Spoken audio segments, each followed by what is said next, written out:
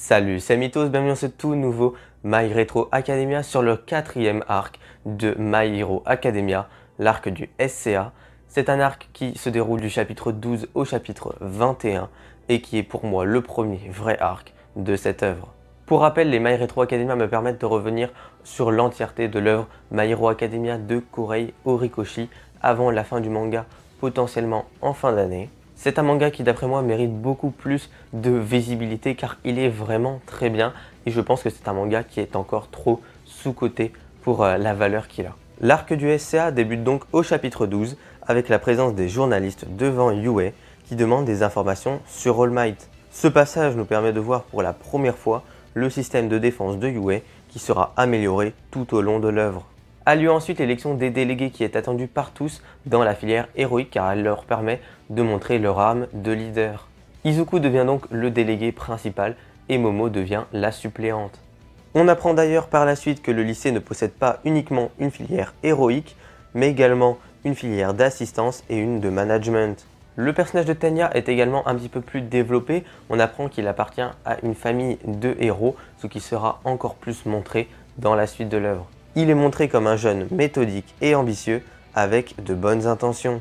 Cependant, la barrière de Yue que l'on pensait impénétrable va se faire détruire, ce qui va semer la panique dans l'entièreté du lycée et Tenya va pouvoir montrer ses qualités de leader en stoppant un petit peu cette foule et en calmant tout le monde.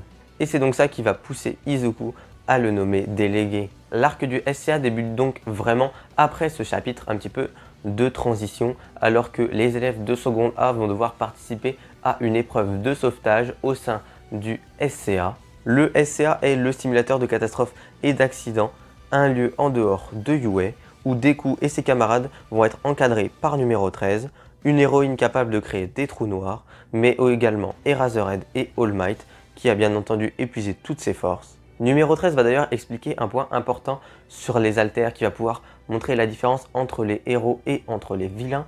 Ce n'est pas parce que nous avons un alter qui est dangereux que nous devons forcément devenir dangereux, devenir méchants. Mais c'est la façon dont on utilise nos alters qui montre qui on est et non l'alter qui définit qui on est. C'est là que tout à coup apparaissent pour la première fois face à nos héros Tomura Shigaraki et la Ligue des Vilains. Et nous avons donc Eraserhead qui va se jeter sur les vilains pour les combattre et pour protéger les élèves de seconde A. Ça nous montre le niveau d'un héros pro qui arrive à gérer un petit peu tous ces méchants. Et voilà, on peut vraiment voir que malgré ses points faibles, Eraserhead s'est entraîné et sait gérer un petit peu ses difficultés. Donc c'est vraiment un grand héros. Avant de disperser les élèves aux quatre coins du SCA, Black Mist leur explique que leur projet est de tuer All Might. Et c'est ça qui va un petit peu faire peur à tout le monde car ils doivent bien avoir une solution pour vaincre le symbole de la paix. Le premier groupe que l'on retrouve est celui d'Izuku accompagné de Tsuyu et de Mineta sur un bateau entouré de vilains aux capacités aquatiques. Ils arrivent à s'en sortir grâce à l'ingéniosité de Deku et à une attaque combinée impressionnante. On en apprend également un peu plus sur les pouvoirs de Mineta qui possède des boules sur sa tête qui sont très collantes. Et Tsuyu, quant à elle, possède toutes les caractéristiques d'une grenouille. Du côté de Yue, All Might, qui ne possède quasiment plus de temps de transformation, va se retrouver à discuter avec le proviseur de Yue que l'on voit pour la première fois. C'est un mélange entre une souris, un chien et un ours. C'est un personnage qui va relativement être récurrent à l'avenir, même si malheureusement on ne va pas trop développer, du moins pour l'instant dans l'œuvre, son côté personnalité et ses intentions. Les élèves de seconde A affrontent des ennemis par groupe, ce qui nous permet de présenter la majorité des personnages ainsi que leurs alters qui interagissent et apprennent le combat d'équipe. On peut donc retrouver Shoto, Denki, Kyoka ou encore Momo face à des vilains plutôt faibles alors que Shota Aizawa se fait malmener par Tomura Shigaraki et Brainless. D'un autre côté, oui c'est le bordel mais nous avons quand même une petite carte qui nous permet de nous repérer dans le SCA. Nous avons Eijiro Kirishima qui se retrouve du coup avec Katsuki Bakugo. Kirishima c'est un incroyable personnage qui après va devenir vraiment très bon, encore mieux développé, donc c'est vraiment très cool de voir ce personnage. En plus il a de bonnes interactions avec toute la classe et du coup il se retrouve avec Bakugo et puis ils vont vite terminer leur combat et puis essayer d'aller sauver un petit peu tout le monde alors que Tenya va chercher de l'aide à l'extérieur. Brainless ou Nomu est montré comme une créature surpuissante du niveau d'All Might. C'est l'unique arme de la Ligue des Vilains pour tuer le symbole de la paix. Cependant, Eraserhead, le professeur des secondes A, est là pour sauver ses élèves au péril de sa vie. Les prémices d'un très bon personnage qui est froid à l'extérieur mais crémeux à l'intérieur. Mais la cavalerie est là et elle n'est pas contente, donc ça va barder pour les méchants.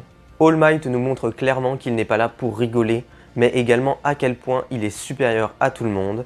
Et c'est maintenant que s'engage le premier vrai combat du manga entre héros et vilains, All Might contre Brainless, qui a la faculté d'absorber les chocs et qui le rend donc résistant aux attaques d'un All Might qui n'a plus beaucoup de force. Mais c'est sans compter sur les apprentis héros, Katsuki, Eijiro, Shoto et bien entendu Izuku qui vont venir au secours d'All Might pour l'aider, pour lui donner un petit peu du répit parce qu'il est vraiment mal en point face à ce Brainless. Ça permet donc à All Might d'en finir avec ses méchants en se surpassant, quitte à être prêt à risquer sa vie dans une attaque incroyablement stylée qui nous montre la force du numéro 1.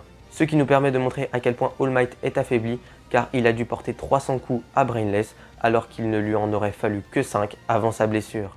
Et en plus de ça, il est à bout de force mais il va pouvoir se faire aider par l'arrivée des héros et encore une fois Izuku qui se pète les jambes pour faire une diversion.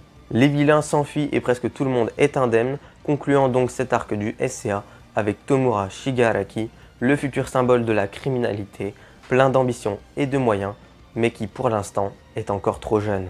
L'arc du SCA est donc un très bon arc pour le moment, pour moi le meilleur arc de l'œuvre, car c'est le plus long, le plus complet, on a vraiment un arc de A à Z et non pas un petit entraînement pour les élèves de seconde A.